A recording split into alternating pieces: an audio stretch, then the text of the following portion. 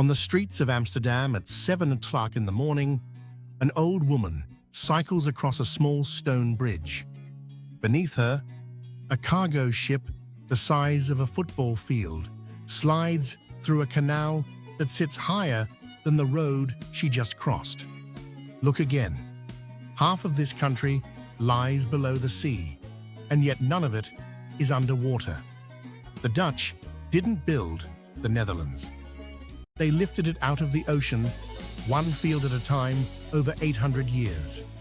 And somehow, on a piece of land smaller than Massachusetts, they became the world's second largest food exporter, built the machine that powers every advanced computer chip, and still find time for coffee with friends at 4:30 p.m. Teen answers about how this is even possible, starting now. Number 15. Picture a nation roughly the size of Maryland, where 18 million people live, pressed together at 500 residents per square kilometer. Florida's population squeezed into a footprint you could drive across in 3 hours. But here's the twist. 26% of that footprint lies below sea level. The lowest point, a polder called Zuidplaspolder, sits 23 feet under. If you were standing there right now, your head would still be lower than the ocean humming a few miles west of you. That's why the Dutch built 400 Volkswagen kilometers of dikes. Without them, 65% of the country would flood every single day. The Netherlanders have an old saying, God made the earth, but the Dutch made Holland. It's not a boast. It's a job description. And somehow, this nation of pumps and polders produces 1.4 trillion of GDP a year, with per capita income in the world's top 10. Number 14 begins with someone who might be 6'3", and she's just an average Dutch woman. The tallest people on Earth live in the Netherlands. Dutch men average 170 centimeters 6 feet. Dutch women average 175'7". On any Amsterdam sidewalk, a woman walking past you might quietly be 3 in taller than you are, and neither of you will notice because she's not making a show of it. That's the first thing to understand. Height is a statistic. It's what she does with the height that makes her Dutch. The second thing is directness. Ask a Dutch woman how your stew tastes, and she won't call it interesting. She'll tell you it's undercooked. This is not rudeness. In the Netherlands, honesty is respect. Sugarcoating is what you do with strangers you don't want to know. The third thing surprises visitors most. Over 60% of Dutch women work part-time, the highest rate in the developed world. It isn't imposed, it's chosen. In a country with universal health care and 16 weeks of paid maternity leave, most Dutch women look at the American 40-hour week and ask one quiet question. Why? Their answer is time. Time for children. Time for coffee at 3 o'clock. Time for the canal on Saturday morning. You know what happens when 6 million tall, honest women all clock out at 400 o'clock, the city goes gazelly. Number 13. Before we cycle into that night, I want to check the passengers on this trip. Where in the world are you watching from? And what time is it where you're sitting right now? Drop your country and your local time in the comments below. Think of it as your boarding pass onto this canal boat. I'd love to see how many countries just climbed aboard tonight. Amsterdam, at 10 o'clock in the evening, doesn't roar, it hums. Step into a Bruin cafe, a brown cafe, and you're stepping into 4 centuries of soft candlelight. The walls are stained walnut by generations of tobacco and conversation. At a small round table near the window, a woman in a wool sweater sips a Geneva, the juniper spirit that gave English its word for gin. She's alone, and she is not lonely. This is Dutch Friday night. Elsewhere in the city, on the 11th floor of a converted newspaper building, Bar Volkshotel plays soft jazz over a terrace of glass, steel, and amber lamps. A 30-year-old lawyer in tailored linen orders a cocktail. This is not a party. It's a pause, sophisticated and quiet, exactly the way the Dutch prefer their pleasures. But the real Amsterdam night lives on the canals. Around midnight, a wooden boat drifts under a lit bridge. 4 friends sit inside with a small speaker playing an old Nina Simone recording. The lamps of the Prinsengracht paint gold ribbons on the water. In that single frame, you understand Gezelligheid better than any dictionary could explain. When the lights come up in the morning, this country has to sort of face something less beautiful. Number 12. Every 100 years, the Dutch look at the sea and realize the sea has been rising faster than they thought. In March of 2026, a report analyzing 385 peer-reviewed studies delivered a sober verdict. Current global sea levels are already about a foot higher than earlier estimates. Cohen van Oosterom, commissioner of the Delta program, put it plainly, "We live in a bathtub, and now the bathtub is filling up. And that's not even the crisis, right?" Dutch people talk about at dinner. The one they do talk about is housing. The Netherlands is short between 300,000 and 400,000 homes today, and could be short a full million by the end of the decade. A studio apartment in central Amsterdam now rents for over $2,000 a month. 30-year-olds live with their parents, not because they failed, but because there's nowhere to go. Then came the nitrogen crisis, a court ruling that emissions from Dutch cattle violated EU law. 18,000 construction projects were frozen. Farmers responded by driving tractors onto highways. But here's what most headlines miss. This country invented the concept of shared vulnerability. Every dike is built by 18 million people who agreed to stand between the sea and each other. They've committed $43 billion to the Delta program through 2050. They're already testing coastlines that build themselves from sand and tide, a project called Zandmotor. The story isn't ending. It's entering the next chapter. In February of 1637, a single tulip bulb, a Semper Augustus, streaked crimson and white, sold in Haarlem for the price of an entire Amsterdam canal house. 2 months later, the market collapsed in a single afternoon. That was tulip mania, the first speculative bubble in recorded human history. The Dutch didn't just witness it, they invented it. And in the 4 centuries since, they have never really let go of the flower that once broke them. Today, the Netherlands produces around 2 billion tulips a year. 60% are exported. In the flat fields around Lisse, from mid-March to mid-May, an aerial view looks like someone spilled a paint set the size of Rhode Island. This is where Keukenhof opens the largest flower garden on Earth. 7 million bulbs bloom in 8 weeks. Then it closes for the rest of the year quietly, like a secret. If tulips are the fingerprint of Dutch identity, number 10, its heartbeat. 165 canals, 1,300 bridges, 1 UNESCO World Heritage Site. Amsterdam's Grachtengordel, the canal ring, was dug in the 17th century by hand, when the city had barely 200,000 people. It was not built for tourists. It was built for cargo. Every narrow, gabled house lining the water had a hoist beam on the roof called a huisbalk, because the staircases inside were too tight to carry furniture up. So they hauled sofas through third-floor windows on ropes. Look closer. The houses tilt forward deliberately. That angle keeps the furniture from banging into lower windows on the way up. Look again. The facades are absurdly narrow because a 350-year-old Amsterdam tax was based on the width of your street frontage. So Dutch merchants built tall and slim to save money.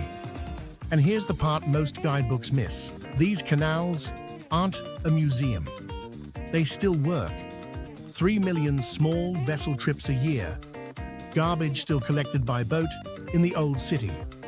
During floods, the same canal that carries a wedding cruise in June turns into infrastructure in November. Now let's step off the water. Number 9. Gezelligheid. Pronounced roughly Gezelligheid. English will lie to you about this word. It says coziness or conviviality. Neither is right.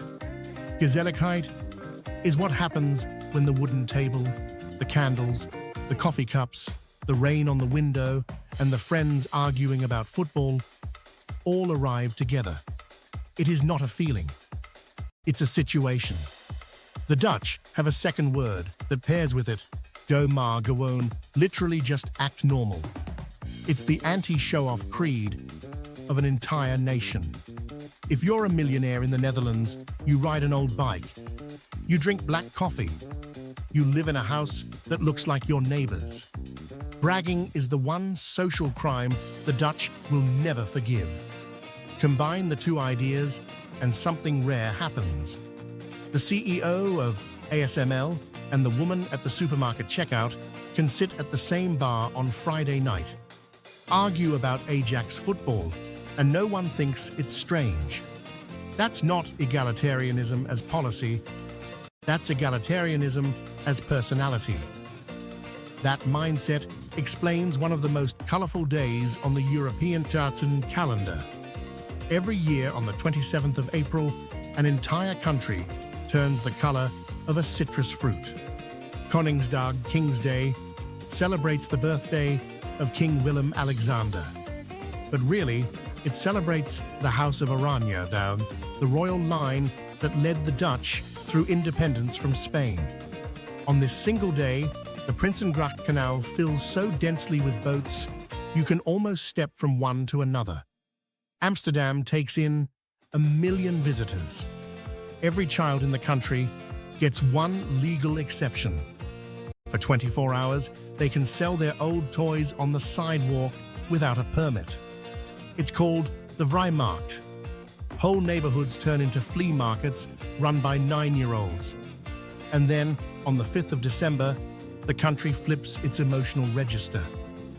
Sinterklaas arrives by steamboat from Spain in mid-November. And by early December, Dutch children have placed a wooden shoe by the window with a carrot inside for his horse. They wake to gifts, but the twist is beautiful. Each gift comes with a handwritten poem, gently teasing the recipient. The point of Sinterklaas is not who got the best present. It's who wrote the funniest poem. All right, we've just paddled halfway across the Dutch Canal together, and there are 7 wonders still ahead. If you're enjoying the ride, drop the word orange in the comments below. You'll know why after King's Day just entered your feed. And if you haven't subscribed yet, this is the moment. There are more countries after this one waiting on my map, and I'd love you along for free stop. On the night of January 31st, 1953, a storm surge from the North Sea broke through the coastal defenses of the southwestern Netherlands. By dawn, 1,836 people were dead. Entire villages had vanished. It was the worst peacetime disaster in modern Dutch history. The country did something remarkable. It didn't rebuild the old dikes.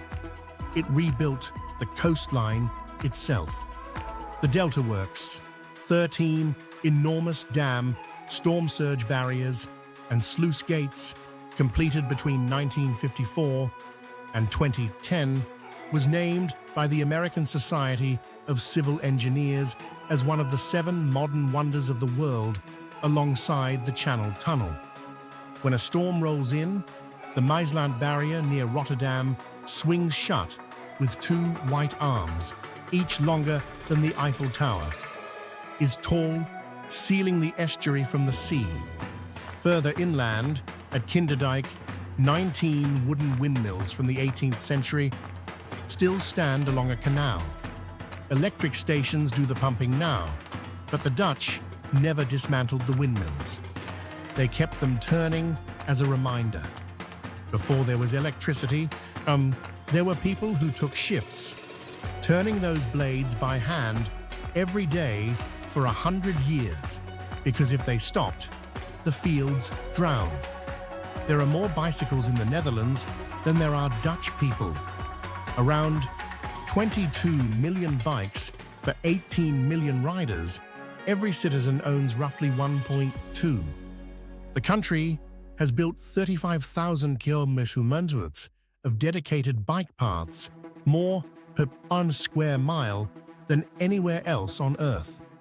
In the city of Utrecht, there's a bicycle parking garage under the central train station with 1,200 spots and a computer that guides you to the nearest bus or empty rack the moment you roll in.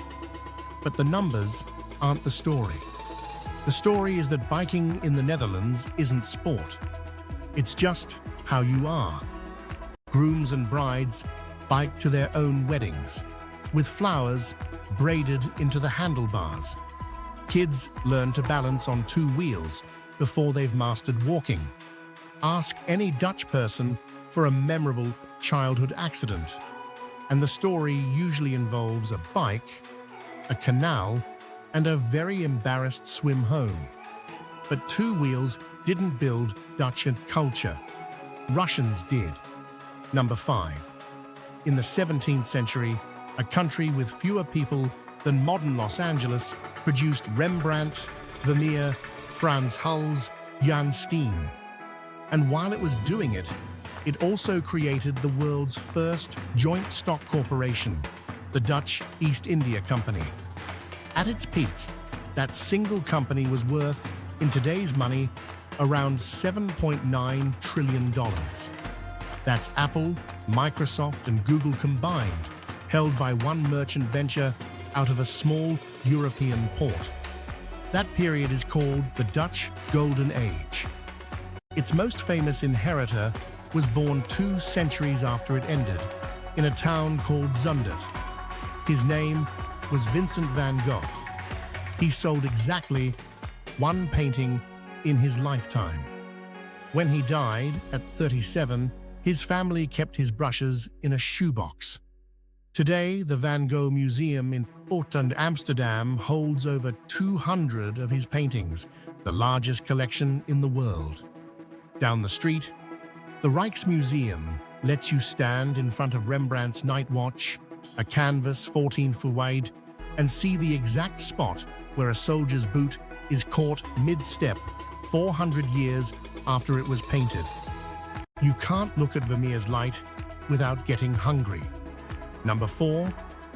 At a small green and white stand near Amsterdam's Central Station, a woman in an apron hands you a raw fillet of Holland's new Dutch new herring laid on a paper plate with chopped raw onions and pickles.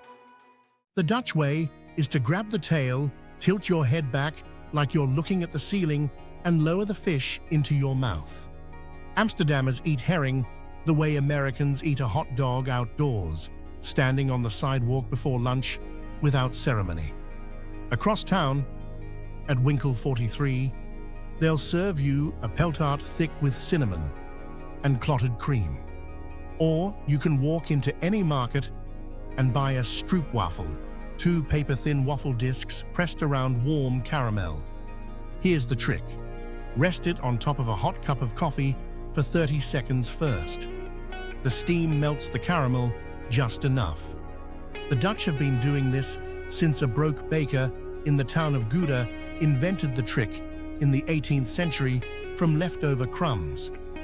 And speaking of Gouda, the country exports more cheese than anywhere else on Earth. If you go to Gouda on a Thursday morning between April and August, you'll watch men in white coats and red hats carry huge yellow wheels of cheese on wooden barrows to a scale that's 400 years old. It moves like a silent film. There is almost no talking, just the shuffle of leather shoes on stone. Not everything about this country is warm and edible. Number 3, go somewhere darker. Number 3, at number 263, Prinsengracht in Amsterdam. There is a house. If you push open the door of the bookcase on the second floor, you'll find a narrow stairwell leading up to a hidden attic. From July of 1942 to August of 1944, a Jewish family of 4 and 4 other Jews lived inside that attic in complete silence during daylight hours. One of them was a 13-year-old girl named Anne Frank. She wrote in a diary the entire time. Her family was betrayed 3 weeks before Allied forces reached Amsterdam. She died of typhus in a German camp called Bergen-Belsen at the age of 15. Her father was the only survivor. Her diary, written between the ages of 13 and 15, has been translated into more than 70 languages and read by more than 30 million people. The Netherlands lost 102,000 Jewish citizens in the Holocaust, the highest proportion in all of Western Europe. But it was also a country where ordinary Dutch teachers, nuns, and shopkeepers hid tens of thousands of Jews in cellars and attics at the risk of their own lives. Modern Holland holds both truths in the same city without softening either one. Anne wrote about hope. Number 2 shows what a country did with that hope. Number 2. In the small Dutch town of Veldhoven, there is a factory owned by a company most people have never heard of, ASML. It is the only cartoon company in the world that builds extreme ultraviolet lithography machines, the machines that print the transistors on every advanced chip. No ASML, no new iPhones, no cutting-edge GPUs, no AI.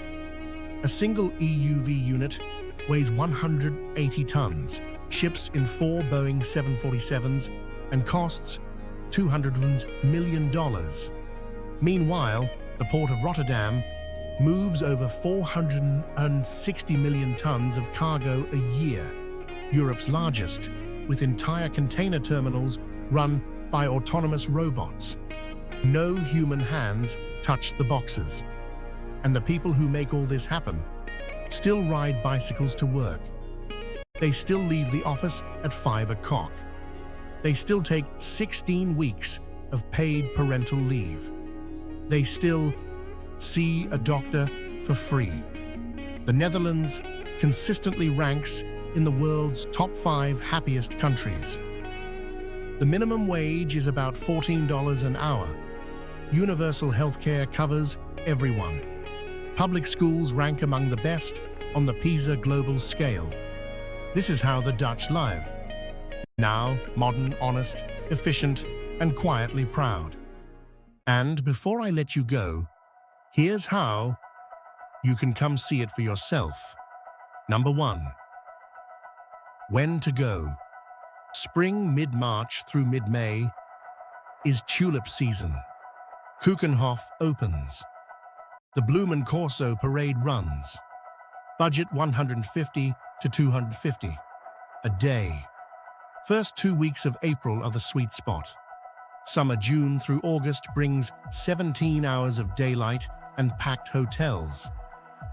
Expect 200 to 300 a day. Autumn September through November is museum season and Amsterdam dance event.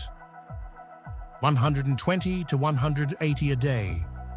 Winter December through February is Sinterklaas, Christmas markets in Maastricht and quiet canals. 100 to 150 a day. If you hate crowds, avoid King's Day on April 27th. Hotel prices triple. Budget travelers spend around $80 a day. Hostels, a rented bike for $12 herring, and bitterballen from stalls. Mid-range 150 to 253-star hotel museum pass, one nice dinner. Luxury 400 plus, Hotel de l'Europe Hotel, private canal tour, Michelin dinner. A round-trip flight from New York to Schiphol runs $500 to $800. Visa for US citizens, no Schengen visa for up to 90 days, but from 2026, you'll need ETIAS pre-authorization, $8 Zoom, 15 minutes online, valid 3 years. For Vietnamese travelers, a Schengen visa through the Dutch embassy, about $100, 15 to 30 days. A few practical rules: never walk in a bike lane. The Dutch will yell. Cannabis in licensed coffee shops is legal for adults. Buying on the street isn't. Show up on time, 5 minutes late is rude. Tipping isn't expected. And lock your bike twice, because Amsterdam has more bike thieves than pigeons. And now, the last thing.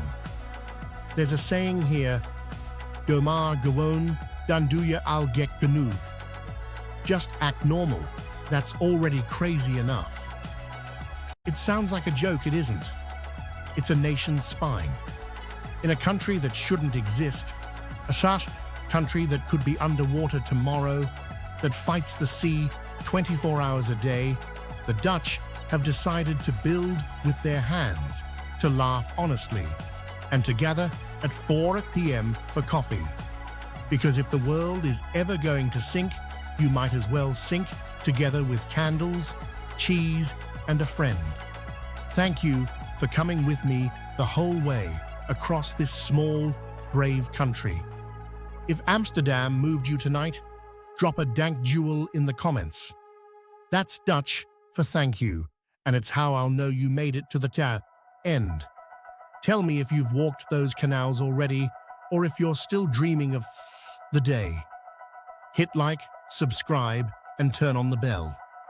My pen is already drawing the next country on the map for next week, and I'd hate to leave without you. Any guesses? Where? Share this video with someone who's ever felt small in a world that seems too big. The Netherlands would tell them that small is fine. Brave is what matters. Tot ziens, that's Dutch for goodbye. See you at the next canal.